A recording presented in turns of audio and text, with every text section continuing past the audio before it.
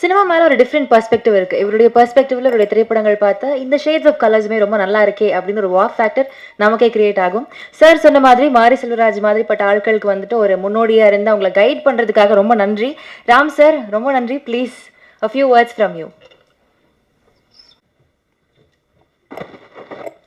அனைவருக்கும் வணக்கம். 2018 இதே ஸ்டேஜ் தான் நீலம் ப்ரொடக்ஷனுடைய first event Pariyerum Perumal. So அன்னையிலேருந்து தான் மாரி செல்வராஜ் இந்த மேடையிலேருந்து தான் பரியேறும் பெருமாள் தொடங்குச்சு. அண்ட் நீலம் ப்ரொடக்ஷனும் தொடங்குச்சு. இன்றைக்கி நவ்வி ஸ்டூடியோவும் வாழையும் இந்த இடத்துல தான் தொடங்குது. And apart from that Ranjith உங்கள் ஹேர் ஸ்டைல் எனக்கு ரொம்ப பிடிச்சிருக்கு, ரொம்ப நல்லா இருக்குது. அண்ட் பரியேறும் பெருமாளுக்கும் நன்றி, நீலம் ப்ரொடக்ஷனுக்கும் நன்றி. அண்ட் மாரி செல்வராஜ்கிட்ட கேட்டால் நான் என்ன பேசுகிறது புதுசாக அவனை பற்றி ஏதாவது பேசுங்க, ஆனால் என்னை பற்றி பேசுங்கன்னு சொன்னான். என் கூட 7 கடல் 7 மலை யாராவது ரொம்ப நாள் ஏறி இறங்கியிருக்காங்கன்னா அது மாரி செல்வராஜ் தான். இது முதல்ல ஏறின மலை அப்படின்னா நார்வேல் டிஸ்ட்ரிக்டில் இருக்கக்கூடிய எல்லா மலையும் நாங்கள் ஏறி இறங்கணும், அது தங்க மீன்களுக்கு லொக்கேஷன் தேடி. அப்போது கண்டுபிடிச்சா அவங்களோட மலையேறது சுவாரஸ்யமாக இருந்துச்சு. ஏன்னா ஒரு பள்ளத்தாக்கு அளவு கதை கொட்டி கிடக்கும். அவன் சொன்ன காதல் கதையை எடுத்துகிட்டே இருக்கலாம்னு நினைக்கிறேன். அதில் ஒரு சின்ன பீஸை, ஒரு பாலியத்தில் இருந்த ஒரு க்ரஷ்ஷை எந்த கிரிஞ்சும் இல்லாமல் ஒரு படம் பண்ணியிருக்கான். அதான் வாழை அப்படின்னு நான் நினைக்கிறேன். அண்ட் அதுக்கடுத்து மலை ஏறினதுன்னா 2009-10 ஆனந்தயாலை, அந்த ஆனந்தயாலை மலை அச்சன் கோவில் வெஸ்டர்ன் காட்ஸோட இன்னொரு இடம். அதில் டென்ட் எடுத்துகிட்டு போகிறப்பவும் சரி, ட்ரெக்கிங் போனப்பவும் சரி, நைட் மழை பெஞ்சு அடுத்த நாள் ஷூட்டிங் நடக்குமா நடக்காதான்னு பயந்து நைட்டில் நான் தூங்காமல் உட்காந்துருக்கப்போ என் கூட உட்காந்துருந்தப்பவும் சரி, மாரி செல்வராஜ் எனக்கு கிடைச்ச பெரிய துணைவன், கம்பேனியன். அண்ட் அவன் இருக்க தைரியத்தில் எந்த மலையில் வேணாலும் இறங்கலாம். அதுக்கப்புறமா இன்னொரு மலை இருக்குது, அது அதே தங்க மீன்களுக்கு 2012 ஏறினா வயநாட்டில் இருக்கிற செம்ப்ரா பீக். அது ஏறுறதுக்கு ஒரு 3 மணி நேரம் ஆகும், இறங்கிறதுக்கு 2 மணி நேரம் ஆகும். Impossible to shoot. அது ஒரு ஆர்டின் ஷேப்பில் ஒரு லேக் இருக்கும், அதனால் அங்கே எடுப்போம். யாருக்கும் தோழன் இல்லைன்னு ஒரு பாட்டு, பட் எனக்கு ஒரு தோழனா இவன் கூட வந்தான். அண்ட் மேலே போய் நாங்கள் முதல் நாள் டென்ட்லாம் போட்டு 40 பேர் தங்கிட்டோம். சாயங்காலம் 6 மணிக்கு சாப்பாடு வரணும். அதுக்கப்புறம் வர முடியாது, ஏன்னா யானை வந்துடும்.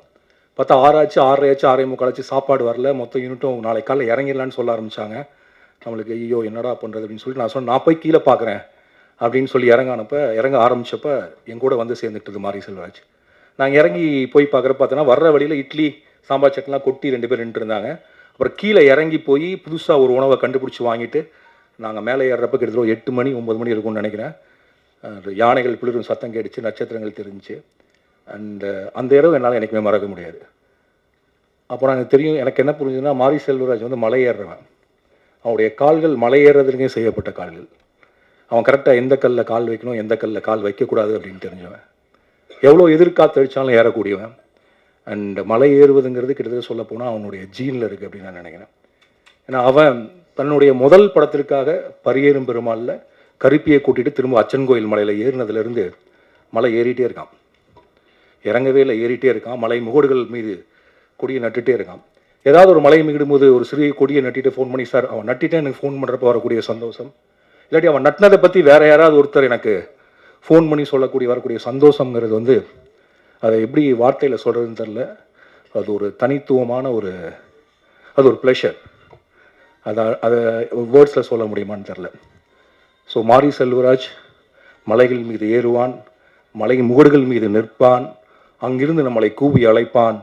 அவனுடைய கருத்துக்களை, அவனுடைய காதலை, அன்பை, அரசியலை பேசிக்கொண்டே தான் இருப்பான். அதை நாம் கேட்டுத்தான் ஆக வேண்டும், ஏனெனில் அது காலத்தின் கட்டாயம். இப்போது அவன் ஏறிக்கொண்டிருப்பதுக்கு துணைவலாக இருப்பது வந்து திவ்யா, நாஸ்தன்கா என்கிற நவ்வி அண்ட் யுவான் சுவாங் இல்லை வெறும் யுவான். இவங்க 3 பேர் இன்றைக்கி துணையாக அவங்க கூட வந்துகிட்டே இருக்காங்க. இந்த பயணம் போயிட்டே இருக்குது. அவங்களுடைய முதல் பயணமாக வாழை வந்திருக்கு. அண்ட் சந்தோஷ் நாராயணன் வந்து பரியேறும் பெருமாள் பார்த்துட்டு ஃபோன் பண்ணார். ஃபோன் பண்ணி பயங்கரமாக ரொம்ப நேரம் பேசிகிட்டு இருந்தார். அதுக்கப்புறம் அவர் ஃபோன் பண்ணது வந்து வாழைக்கு. பரியேறும் பெருமாளோட பயங்கரமாக பேசினார். அண்ட் எனக்கு ரொம்ப பிடித்த கதைகளில் வாழை ஒன்று. வாழை ஏன் ஒன்றுன்னு சொல்கிறேன்னா இன்னும் நிறைய கதைகள் இருக்குது. இந்த வாழை நம்மை வியப்பில் ஆழ்த்தும் தமிழ் சினிமாவிற்கு ஒரு மிக முக்கியமான படமாக இருக்கும். மாரி செல்வராஜ் அவருடைய நவ்வி ஸ்டூடியோஸ் இன்னும் கண்டுபிடிக்கப்படாத பல குன்றுகளையும் மலைகளையும் நமக்கு காட்சிப்படுத்தும், பல இயக்குநர்களை அறிமுகப்படுத்தும் என்று நான் நம்புகிறேன். அதற்கு என்னுடைய வாழ்த்துக்கள். அதோட குறிப்பாக இந்த படத்தை ரிலீஸ் பண்ணுறதுக்கு கூட துணையாக இருக்கக்கூடிய மாஸ்டர் திலீப் சுப்ராயன், அவருடைய ஃபார்மர்ஸ் மாஸ்டர் பிளான் ப்ரொடக்ஷன், அவருக்கும் என்னுடைய வாழ்த்துக்கள்.